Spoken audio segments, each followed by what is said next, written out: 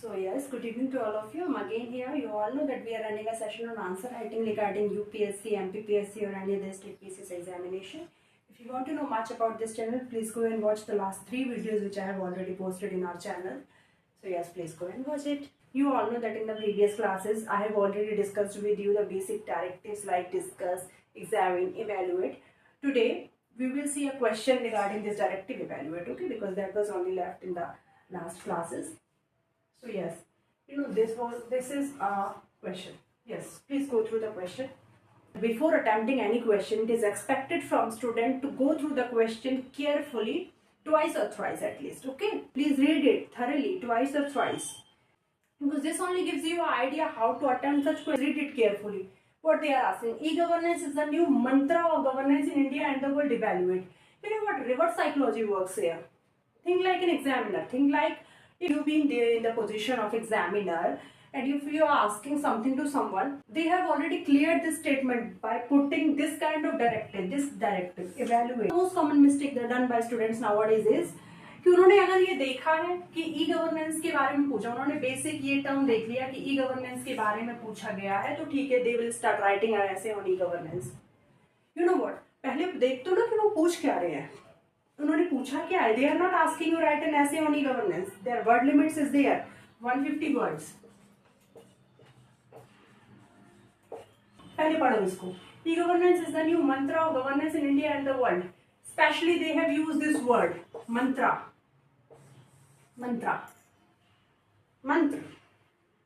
मंत्रा use किया है, हिंदी का वर्ड है. It is taken from the Sanskrit.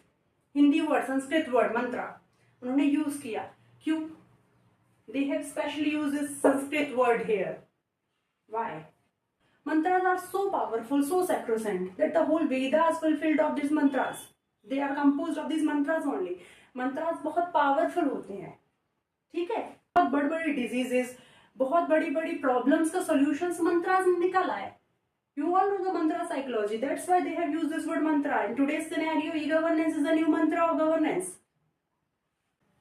Mantras are most powerful. They are not asking you what is e-governance. They know. और इसलिए तो उन्होंने लिखा है कि एक न्यू मंत्रा है. उन्हें पता होगा ना कि गवर्नेंस क्या है, तभी तो वो बोल रहे हैं कि एक न्यू मंत्रा है. आपको बस इस टर्म को इवेल्युएट करना है. तो हमें सिग्निफिकेंट तो लिखना ही साथ साथ है, तो साथ में उन्होंने पूछा कि वो पूछ रहे हैं इवेल्युएट करना, मूल्यांकन करना. स्टार्ट करते. एक सिग्निफिकेंस तो दे ही दो. अब क्योंकि इवेल्युएट पूछ रहा है तो ऑब्वियसली एक हिंट दे दो that all is not well. कैसे स्टार्ट करोगे? Suppose start writing in words like e-governance has paved the way for a smart and efficient transaction between government to government, government to citizens, government to business. ठीक है, एक तो ये लिख सकते हैं. और क्या लिख सकते हैं? Participation in policy making.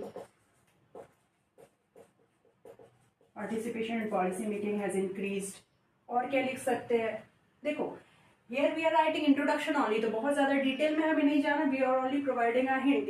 Introduction होता क्या है? It is a summary. It's like preamble in the constitution. What is a preamble? It is only a summary of the constitution ना. क्योंकि जिसके पास टाइम नहीं पूरा कॉन्स्टिट्यूशन पढ़ने का, तो he will follow the preamble and he will get the idea कि कैसे कैसे हमें इसकी डिटेल में क्या.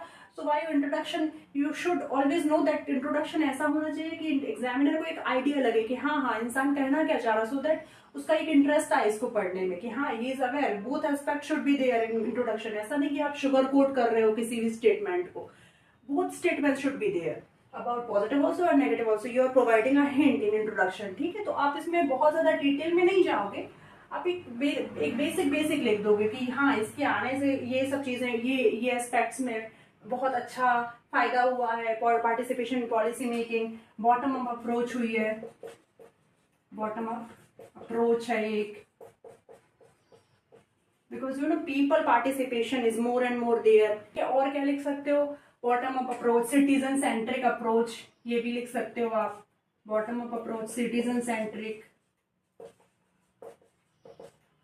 फिर उसके बाद concluded by a hint that all is not well. जैसे कि क्यों वेल नहीं है? Because of digital divide, lack of access. और क्या हो सकता है इसमें? that all is all digital divide, lack of access, efficiency, transparency, so many aspects you can write over here. Because this is introduction only, so we will not go deeper. We will go deeper in the body aspect. Okay. अब इसमें आओगे जब body में, तो positives में obviously you will write this thing that participation in policy making, bottom up approach. और क्या हो सकता है? एफिशिएंसी, ये सब इधर लिख दो. Efficiency, wider accessibility. ठीक है. और क्या होगा? Common man participation. और क्या हो सकता है? Success, that the corruption has reduced because of all these things. Transparency is also there, और file system has gone. और लिख सकते हैं, क्या लिख सकते हैं? More convenient in nature. Now you are not following the queue culture that you are standing in a row and waiting for 5 to 6 hours for your turn. And people from rural areas were traveled a lot, and then they are standing in a queue. They were not so much educated. Nowadays everything is on your phone, everything is on your fingertips. You can see everything. You have direct conversation with the government. You have the direct access. Everything is your portal. Grievance redressal portals are there. So many positives are so much, but कुछ उसके negatives भी हैं. अब negatives क्या? जैसे digital divide. Obviously every person in India, you know what, that we belongs to agrarian economy, and so many people are not that much educated. Educated is not up to the mark. Even if they are educated, so they are not digitally educated. We all know that what happened in corona era. So many students वो उतने educated नहीं थे, इसीलिए उनको access करने में भी problem आ रही थी. तो ये चीज भी आप लिख सकते हो. तो हम ये ऑब्वियसली ये चीजें, वो security concerns are also there. You all know what cyber bullying, cyber security concerns are there. कितने केसेस आपने देखने हैं. Even the movies are there.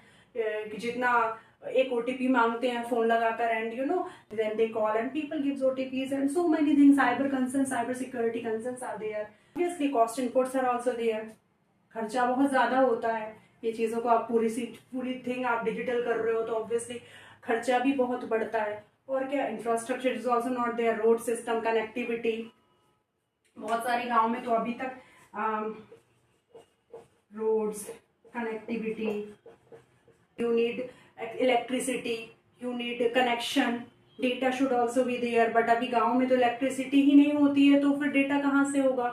even if data is there, everyone is not able to access. because मुझे अभी पता so many villages are there जहाँ पे अभी नेटवर्क नहीं आते होते, तो कनेक्टिविटी नहीं हो पाती है. तो yes, these are the basic concerns for the negatives. आप कंक्लूजन में क्या लिखते हैं? अब कंक्लूजन में देखो, कंसर्न तो इसका यही है ना कि देखो आप लेकर कुछ भी आ जाओ, कितना भी, अगर लोग उसको चला ही नहीं पा रहे हैं तो फिर मतलब ही क्या है? तो basic aspect is education only ना, डिजिटल एजुकेशन. तो वो डिजिटल डिवाइड है, उस गैप को ब्रिज करना, इस पर फोकस होना चाहिए. उसके बाद क्या होना चाहिए? That it should not be very much complicated. कि लोग अब इतना एजुकेटेड थोड़ी ना है, इतना कॉम्प्लिकेटेड होगा तो फिर वो कर ही नहीं पाएंगे, एक्सेस ही नहीं कर पाएंगे. It should be more user friendly. Transparency should be there. Accountability, transparency are the more, you know what, area where the focus should be concerned. उसके बाद फिर एक और वे फॉरवर्ड. ये तब तो हो गया, चलो अभी पढ़ा दिया लोगों को, पढ़ भी गए लोग, अब उन्होंने चला भी लिया, चलाना भी सीखे. अब और क्या हो सकता है इसमें जो हम दे सकते हैं? एक तो ये होना चाहिए कि देखो अभी लोगों के अंदर वो पढ़ लिख गए सब हुआ, पर उनके अंदर डर ये है कि यार तो मशीन विल रिप्लेस अस. तो वो एक उनके अंदर इनसिक्योरिटी है कि yes the machine will come and it will replace me. अगर कोई भी चीज नहीं आती है मार्केट में, या कोई भी चीज अगर टेक्नोलॉजी में आती है, तो वो विकास के लिए हो. वो ऐसा नहीं कि उसको, ऐसा नहीं होना चाहिए कि वो, it should be a bone for the society and not the Ben. इसमें हमें ये एश्योर करने की जरूरत है कि both man and machine oriented approach होनी चाहिए. One can not be supersede by other. Machine could replace man in areas where value questions or decision making are not very much important. ठीक है, बस in this way you can conclude your answer. Important ये है, देखो important data सबको पता है, fact सबको पता है. आप इसमें बहुत सारी चीजें, कुछ योजनाओं के बारे में भी लिख सकते हो, कुछ अच्छा काम भी लिख सकते हो. गवर्नमेंट ने कुछ, जैसे कि कुछ एक अच्छा पोर्टल बता दो जो कृषि से रिलेटेड कुछ पोर्टल लिख दो आप। तो जैसे कि आप यूजर फ्रेंडली की बात की है, तो यूजर फ्रेंडली में सपोज हम पीएम किसान लेते, पीएम किसान पोर्टल हमने लिया। रीजनल लैंग्वेजेस प्रायोरिटी होनी चाहिए, रीजनल लैंग्वेजेस, ताकि आप कॉमन मैन उसको पढ़ तो पाए। अब हर किसी को तो इतनी इंग्लिश नहीं आती ना, तो उनकी रीजनल लैंग्वेजेस में भी होना चाहिए, जब तो वो यूजर फ्रेंडली होगा। बस ये आप ऐसे लिखो, इम्पोर्टेंट है ये। इसी आप इसमें बहुत सारे क्वेश्चंस कर सकते हो एवेल्युएट में, आपको पता ही है कि इसमें करना क्या। The most important thing is their significance only, हम इसमें इसकी इंपॉर्टेंस चेक करते हैं, ठीक है। उसके बाद बस that's all for today session. Yes, good evening.